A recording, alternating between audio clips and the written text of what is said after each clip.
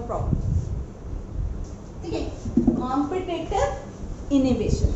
ठीक है, competitive inhibition में क्या है, अब मैं एक इक्वेशन लिख रही हूँ जो मैं आपको पहले भी पढ़ा चुकी हूँ।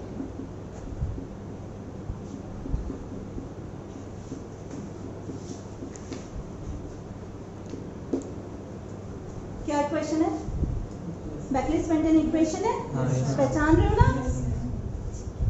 अभी कॉम्पिटिटिव इनहिबिशन में क्या होता है कि आपका ये एंजाइम है,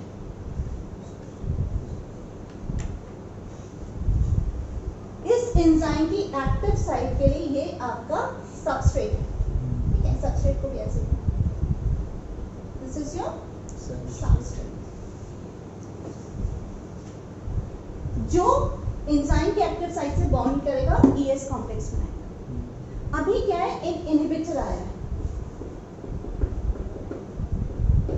इनहिबिटर कैसा है, जो इस सबस्ट्रेट के स्ट्रक्चरली सेम है, सिमिलर है। ठीक है, स्ट्रक्चरली सिमिलर है तो क्या करता है, वो इसी एक्टिव साइट के लिए compete करता है, इसीलिए इसका नाम कॉम्पिटिटिव इनहिबिशन है। क्या है, कॉम्पिटिटिव इनहिबिशन, क्योंकि ये दोनों किसके लिए है, यही कर रहे हैं। तो यही कर रहे हैं, तो ये कहाँ बाइंड करेगा, इक्वेशन बनाऊं तो क्या होगी,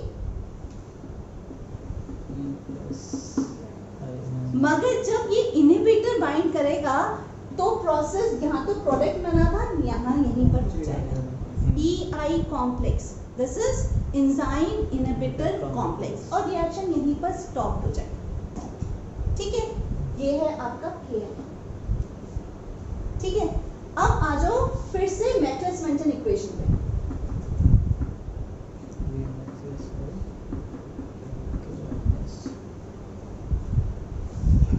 इनवर्स भी कर दो, कर दिया, 1/V0 Km upon Vmax S 1/Vmax। ये इक्वेशन लाइन सिंपल इनवर्स। अभी क्या हुआ है कि इसने, इनहिबिटर ने उसी एंजाइम साइट से बाइंड किया है, तो क्या होता है कि आपका जो Km है ना, वो अब Km नहीं रह जाता। अच्छा, Km क्या है, चलो Km क्या है, Km इज व्हाट, एक तो आप जानते हो Km is affinity toward substrate, और दूसरा अगर मैं आपको बोलूं व्हाट इज Km,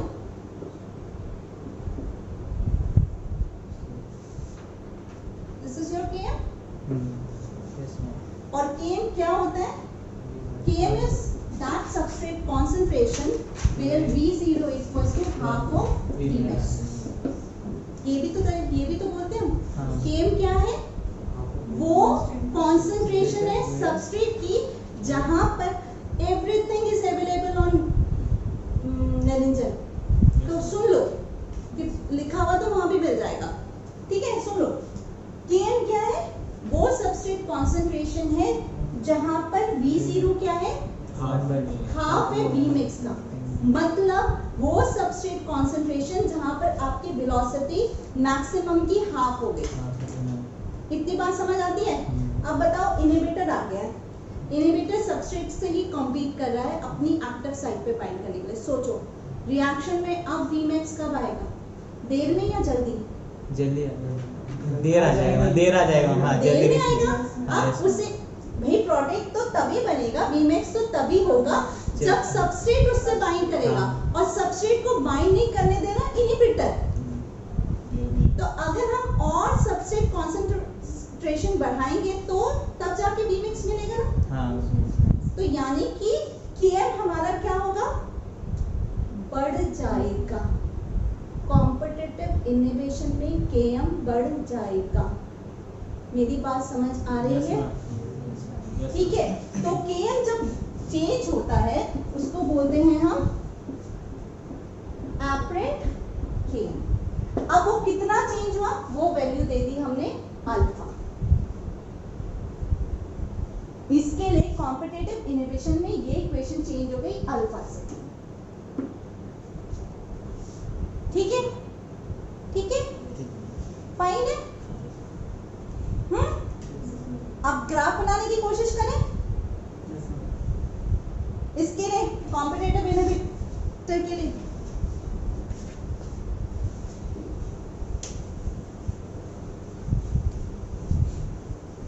ये रहा आपका 1/s, ये रहा V0। देखो इस इक्वेशन में और लाइन वीवर ग्रुप की इक्वेशन में क्या डिफरेंस है? ये क्या है? ये क्या है? सी इंटरसेप्ट। जहां पर इनहिबिटर आया वहां पर भी ये चेंज हुआ क्या? नहीं हुआ ना। तो ये लाइन, अगर ये लाइन मैं मानूं कि ये लाइन है नो इनहिबिशन की, वही एंजाइम है, वही सबस्ट्रेट है और हमने कोई इनहिबिटर नहीं डाला है, तब ये आपकी लाइन है। अभी दूसरी लाइन आएगी तब एंजाइम की एक्टिविटी की, जब आपने एंजाइम सबस्ट्रेट के साथ इनहिबिटर डाला है। तो क्या है? तब भी ये तो चेंज हो नहीं रहा, यानी और ये क्या पार्ट है? ये वाला पार्ट है। यानी कि जो नया भी लाइन आएगा फॉर इनहिबिशन वो कहाँ से पास होगा? यही से। तो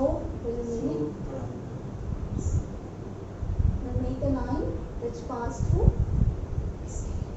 तो इसके लिए भी जहां पर इनहिबिशन था, and this is like I am giving a value 2, alpha equals to 2, मतलब यहाँ पर इनहिबिटर आ गया, राइट? अभी देखो ये भी यहीं से पास हो। चेंज कहाँ आया? ये क्या है?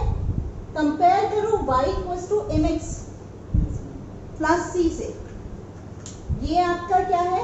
This is your y, this is your m, this is your x, this is your c।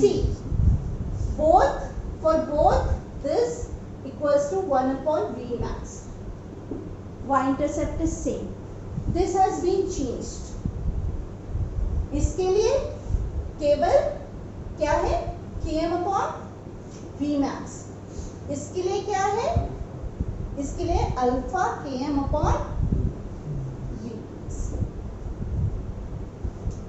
Alpha आपका अपरेंट Km क्या हो गया? इंक्रीज।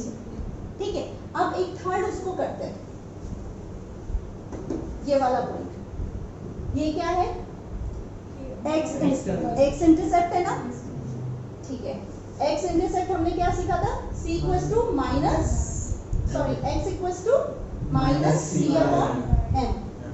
c माइनस तो रहेगा ही, 1/v max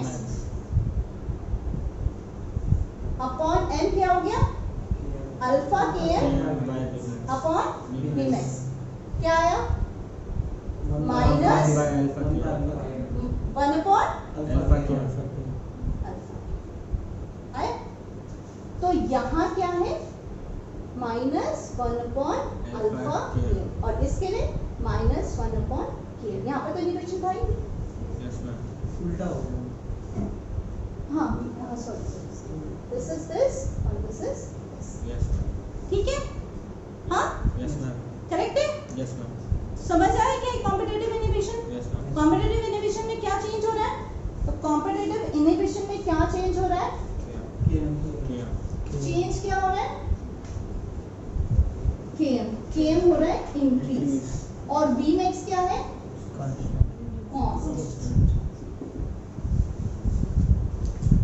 ठीक है, और ये कैसा इनहिबिशन है? रिवर्सिबल। ये जो इनहिबिशंस हम पढ़ रहे हैं, ये कैसे इनहिबिशंस है? रिवर्सिबल। रिवर्सिबल का मतलब ये है कि एक बार के लिए ये बन गया, जब इनहिबिटर डाला तो Ki तो बना है, और Ki बना है तो क्या हुआ है? रिएक्शन स्टॉप हुआ है।